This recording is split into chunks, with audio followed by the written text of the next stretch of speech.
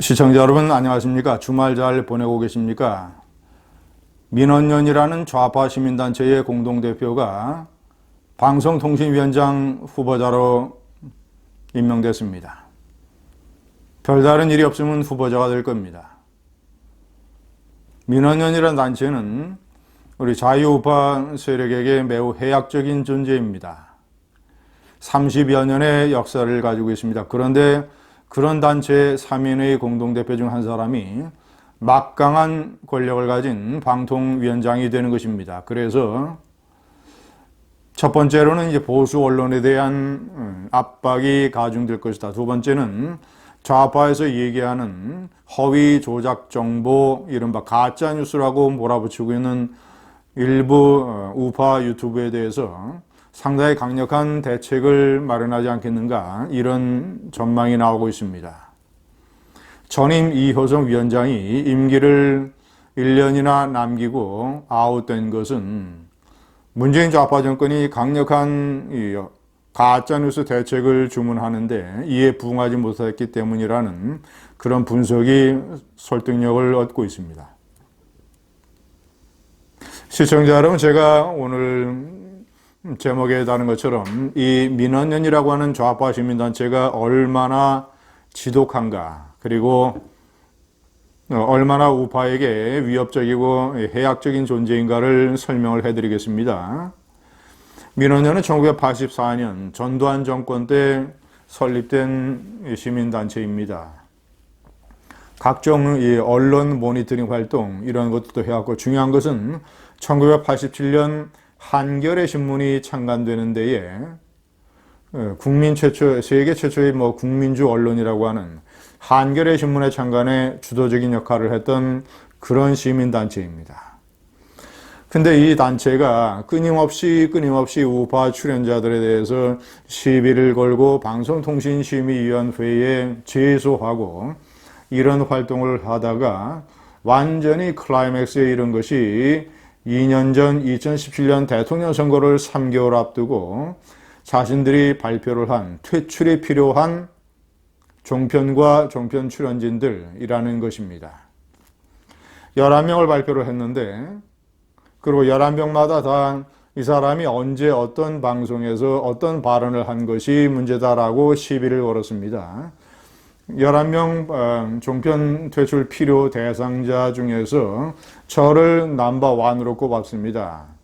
그리고 표에 나오는 것처럼 조갑재 대표, 황태순 정치평론가, 민영삼 평론가, 박종진 앵커, 이런 사람들, 그리고 전부 나머지 6명 포함을 해서 전부 11명을 발표를 했습니다. 퇴출이 필요한 종편으로는 압도적으로 TV조선을 저런 식으로 공격을 해야 됐습니다.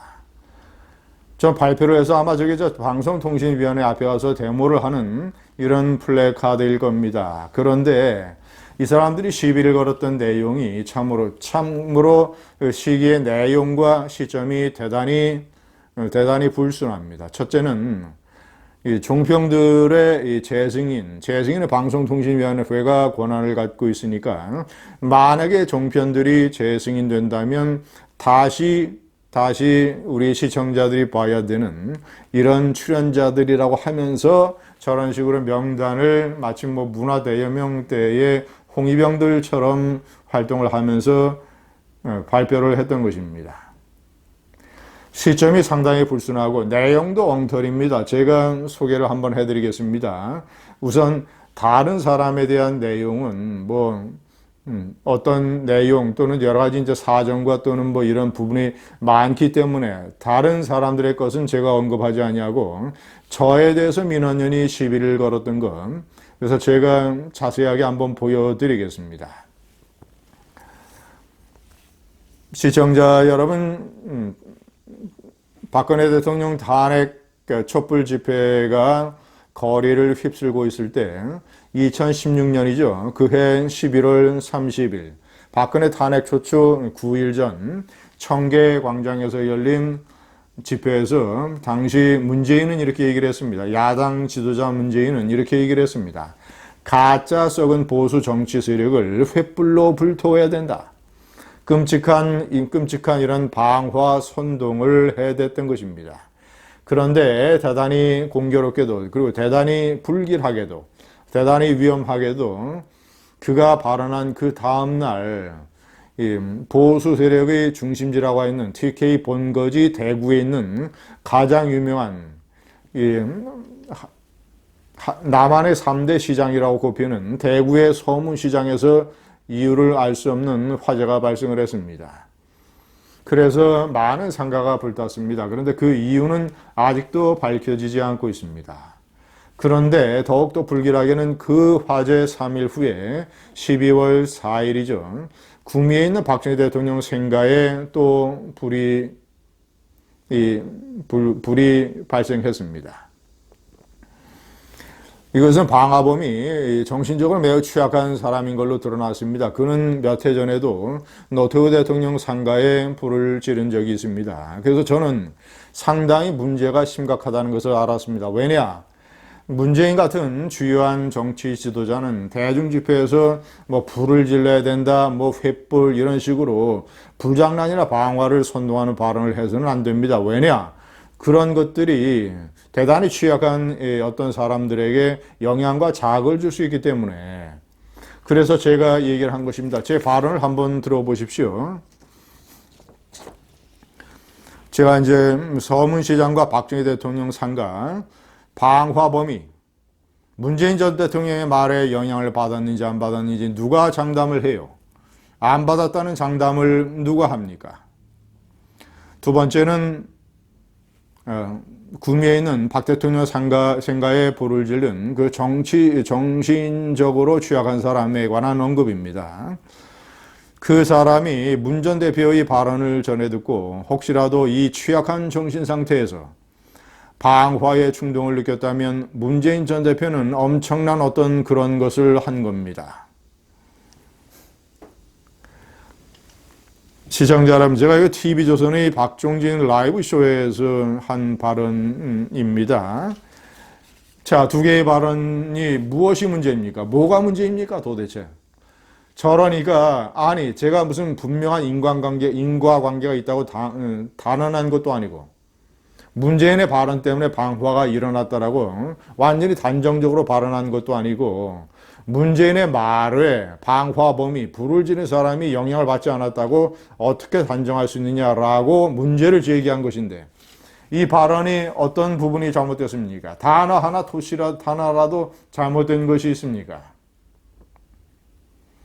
그런데 저 발언을 문제 삼아서 퇴출이 필요한 종편 출연자 11명 중에 넘버1으로 저를 꼽았습니다. 이 좌파 세력이 민원연이.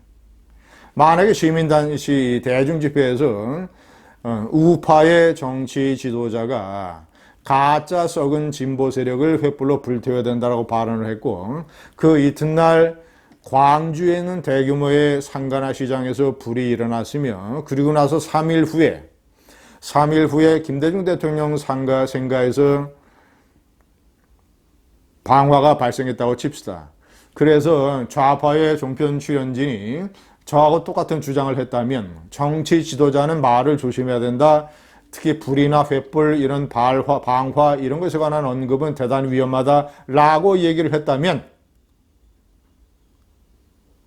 그렇다면 민원연이 그 사람을 퇴출이 필요한 종편 출연자 넘버1으로 꼽았겠습니까? 시청자 여러분, 이 민원연의 이런 물론 한상혁 신임 방통위원장 후보자가 민원연의 공동대표 3인 중에 하나를 맡은 것은 지난해 3월부터입니다. 그래서 민원연이 이 퇴출 캠페인을 벌였던 그때는 한상혁 대표가 들어서기 1년 전이죠. 그러나 문제는 이런 일을 벌인 민원연이라고 하는 아주 해악적이고 위협적인 존재의 공동대표를 맡았고 문재인 좌파 정권이 얼씨구나 하고 이 사람을 다시 방통위원장이라고 하는 막강한 언론 권력에 임명을 했다는 사실입니다.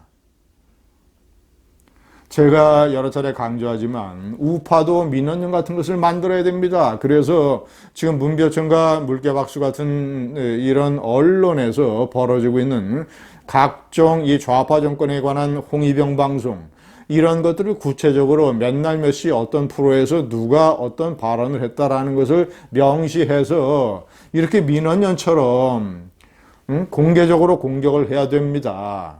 그런데 민원연은 엉뚱하게 이런 걸 시비 삼았지만 우리 저 우파의 우파 민원연은 아주 정확한 팩트와 논거와 자료에 근거해서 이른바 문비어천과 가짜 뉴스를 얘기를 하는 이런 좌파 방송들의 민낯을 국민들에게 알려야 됩니다.